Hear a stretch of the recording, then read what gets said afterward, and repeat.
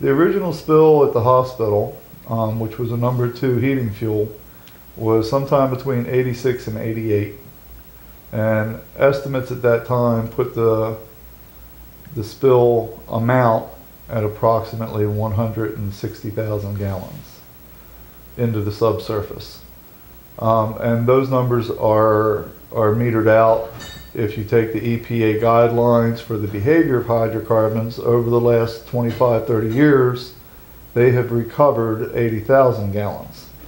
And the EPA's paper says you only recover with the pump and treat system, which is what they're using, 50% of the product.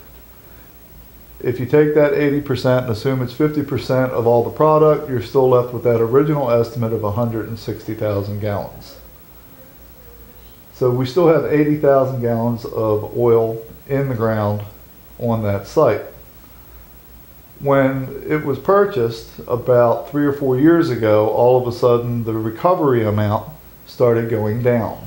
I don't know if that is because of a change in operation of the recovery system or the fact that the oil wasn't moving so well. And nobody has been forthcoming to provide any information on the operational records when that happened. So what we're left with is a situation where MDE and the University of Maryland want to close that site out. That leaves the town's water supply susceptible to that oil moving, because when they close it out, all recovery operations will cease. Part of the recovery operations is not just oil removal, it is site control, which creates a barrier to keep that oil moving off site, because we're creating a cone of depression with the pumps running. And when you turn off that pump and treat system, all the water levels return to normal and the water flow returns to normal, and that direction is directly toward the town's water treatment plant. We draw water off of that aquifer every day to provide the town with safe drinking water. And our tests show that we have safe drinking water. None of those contaminants have reached the town's well field. It's important to note that all of our efforts are intended to ensure that the water supply remain safe from any of those contaminants.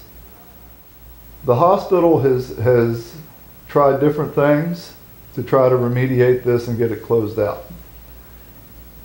None of which the town was not notified when they did their CO2 injections. The town was not notified when they did oxygen injections. The town found out after the fact that the well system had been shut down for what was going to be a year. And if in that year everything tested good, they could walk away from it and close it out. But 10 months into that plan, they had 4 inches of oil in one of the monitoring wells.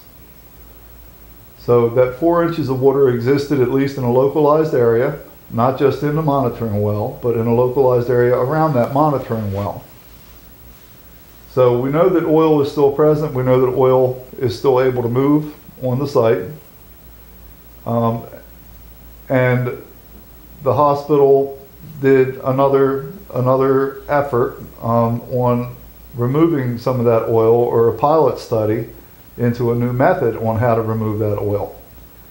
It involved the injection of a surfactant into the water, which the town had input into to try to make it safer, so that we didn't have to worry about anything migrating off site.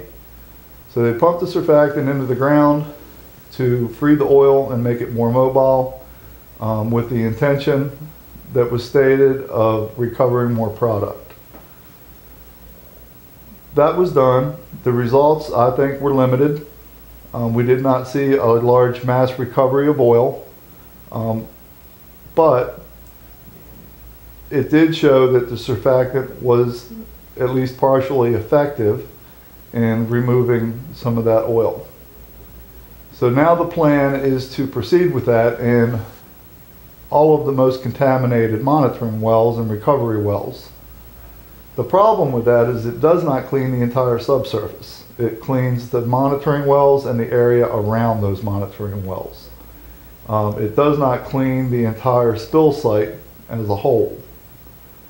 But what you do by cleaning the monitoring wells, which are supposed to be where you get a sample that's representative of that entire aquifer, by cleaning the monitoring well, it's like cleaning a sponge. So you empty out that sponge and you get rid of all the contaminants and you free it to absorb more. So they come in and let's say they clean all these monitoring wells and then they start their sampling. The odds of getting a cleaner sample just went up because you have clean soil surrounding all your monitoring points that are free to absorb hydrocarbons.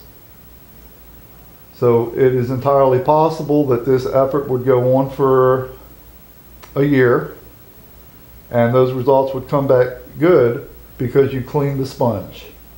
Not because you cleaned the entire spill area, because you cleaned your sample sites. And then you're allowed to walk away from it. And that doesn't make sense to us. There should be something in place, safeguards. There should be extended testing that lasts more than a year. And there should be enhanced testing. Not just testing for the diesel range organics, which are typical in fuel oil.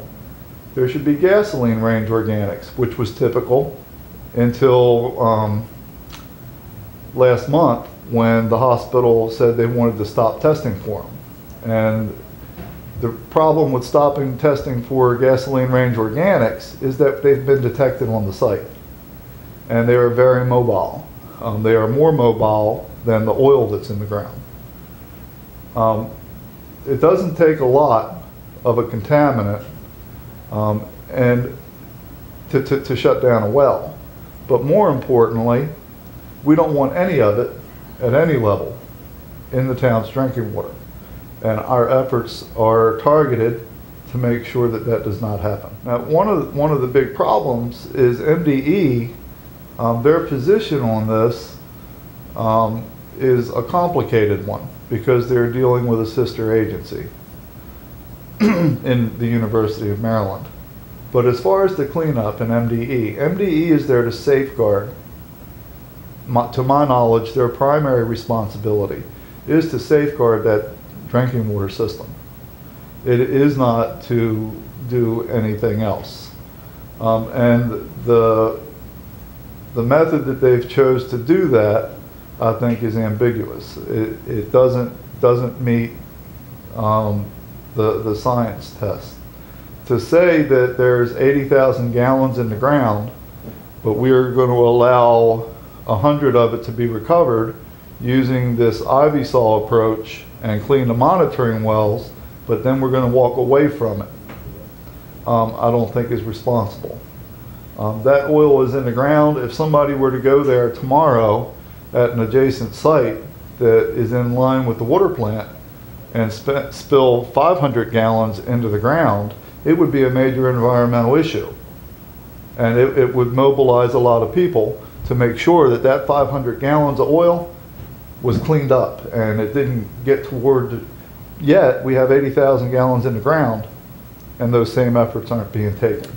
The transparency, opportunity for public participation, and trust are critical ingredients in a sound environmental program. And most of those have really been sadly lacking. I live just a few blocks from that area. My neighbors and I were never informed about the spill.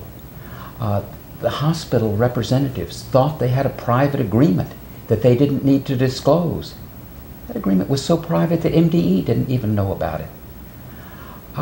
There's been a whole series of issues here. Mistakes were made. This was accident.